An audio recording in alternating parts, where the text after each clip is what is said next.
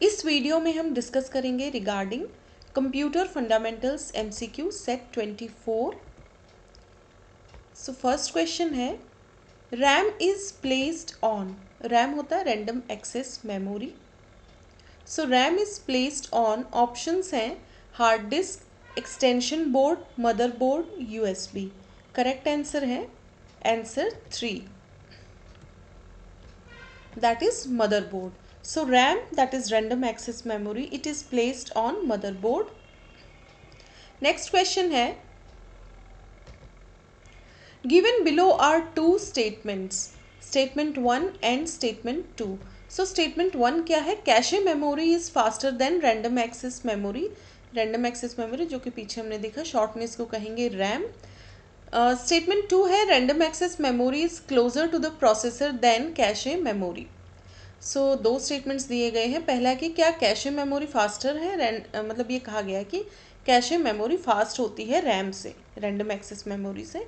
और दूसरा स्टेटमेंट है कि जो रैम होता है वो क्लोज़र रहता है प्रोसेसर के देन कैशे मेमोरी के मुकाबले प्रोसेसर के नज़दीक ज़्यादा कौन रहता है, रैम। ये कहा गया है यहाँ पे। हमें ट्रू फॉल्स देखना है दोनों स्टेटमेंट्स में से।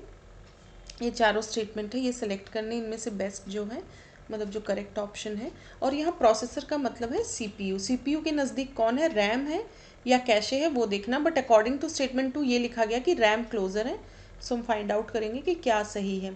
इन स्टेटमेंट्स को देखते हुए, in light of the above statements choose the most appropriate answer from the options given below. इन चारों में से कौन सा मोस्ट अप्रोप्रिएट ऑप्शन है वो हमें देखना है। सो इसका करेक्ट आंसर होगा आंसर 3।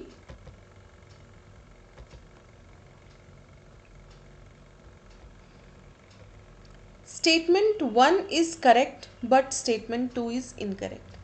सो इन स्टेटमेंट्स के अकॉर्डिंग स्टेटमेंट 1 तो सही है लेकिन स्टेटमेंट 2 इनकरेक्ट है। That means cache memory random access memory से फास्ट होती है, yes it's true.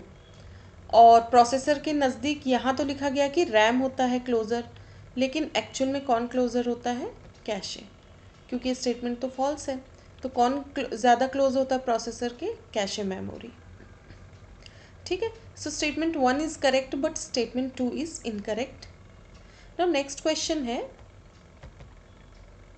Which one of the following is not a web browser. इनमें से कौन सा वेब ब्राउज़र नहीं है। तो ये ऑप्शंस हैं Firefox, Facebook, Chrome, safari.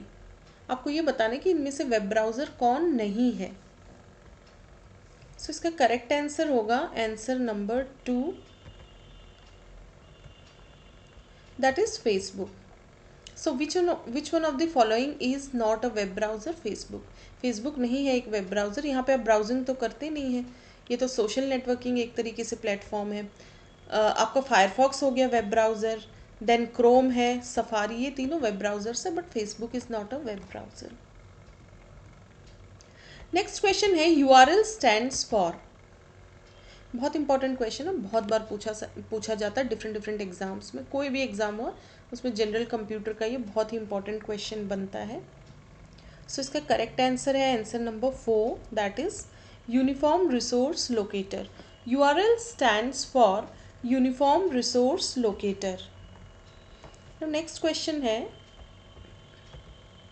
Given below are two statements, statement 1 and statement 2, दो स्टेटमेंट दिए गए जो कि पीछे हमने जैसा क्वेश्चन एक देखा था उसी के जैसा ही है ये, कि दो स्टेटमेंट है। फिर आपको फाइंड आउट करना है कि इन चारों में से कौन सा सही है, मतलब स्टेटमेंट 1 2 इन ऑप्शंस को देखना। फिर हमें पहले स्टेटमेंट 1 और 2 पढ़ते हैं।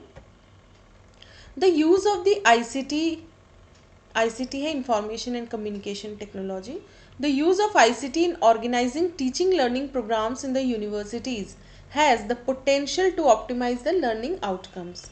Then statement 2 है, formative assessment provides support to enhancing the quality of teaching learning sessions. So इसका correct answer क्या होगा, आंसर A। आंसर A है, both statement 1 and statement 2 are correct. दोनों स्टेटमेंट्स करेक्ट है। मैं फिर से रीड कर देती हूँ। स्टेटमेंट 1 है, the use of ICT in organising teaching learning programmes in the universities has the potential to optimize the learning outcomes. और स्टेटमेंट 2 है formative assessment provides support to enhancing the quality of teaching learning sessions. So both this statements are correct. Both statement 1 and statement 2 are correct. Now next question है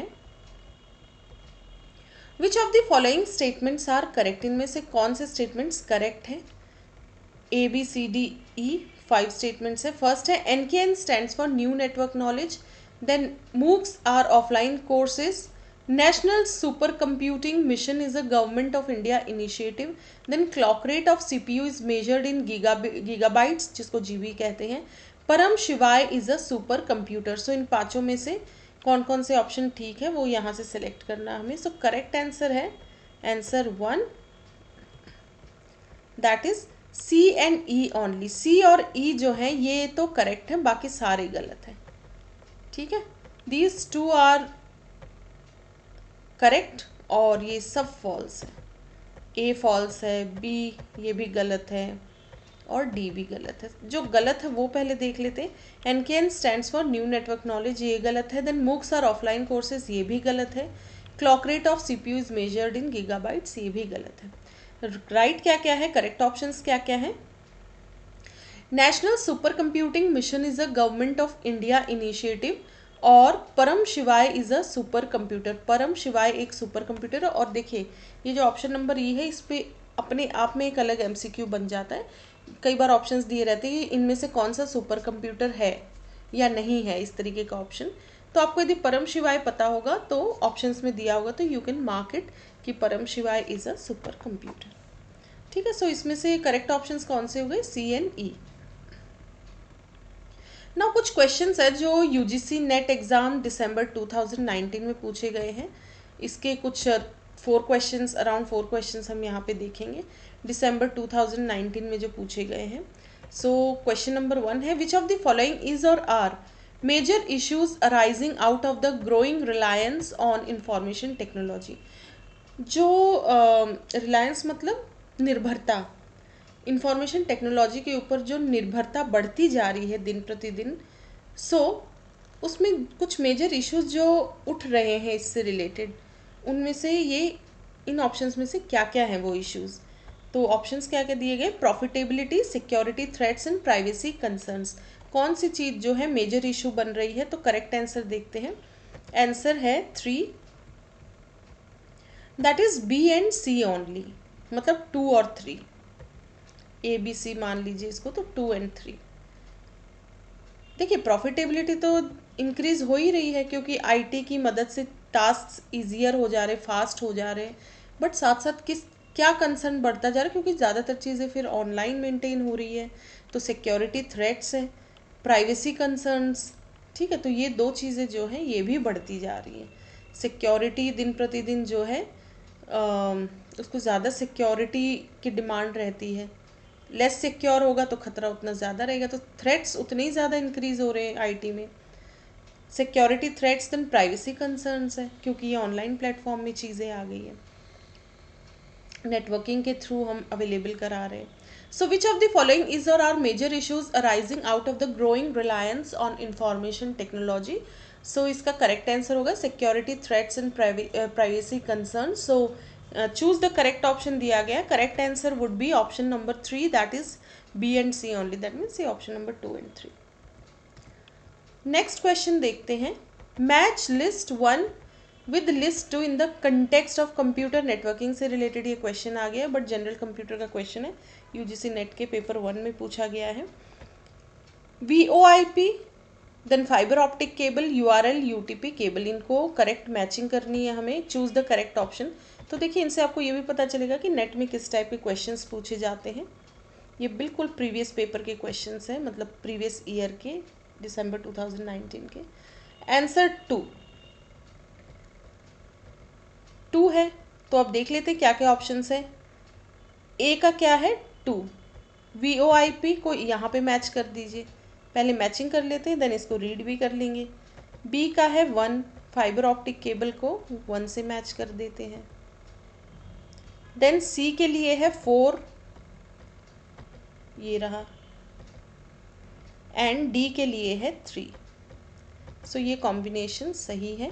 अब read कर लेते क्या क्या है। VoIP क्या है?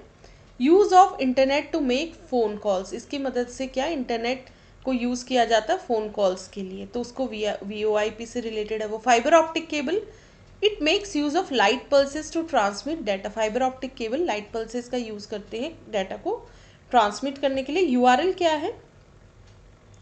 Text used by web browsers to locate a web address on the internet. जो भी हम जैसे www.google.com या जो भी ऊपर टाइप करते हैं ना एड्रेस, उसको URL कहते हैं, uniform resource locator.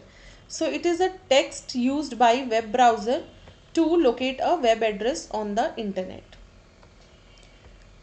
UTP cable most appropriate to connect computers in a small building. UTP cable की मदद से कंप्यूटर्स को कनेक्ट किया जाता है किसी छोटी बिल्डिंग में। ये हो गई लिस्ट 1, लिस्ट 2, इसके आइटम्स मैच हो गए। करेक्ट आंसर होगा ऑप्शन नंबर 2।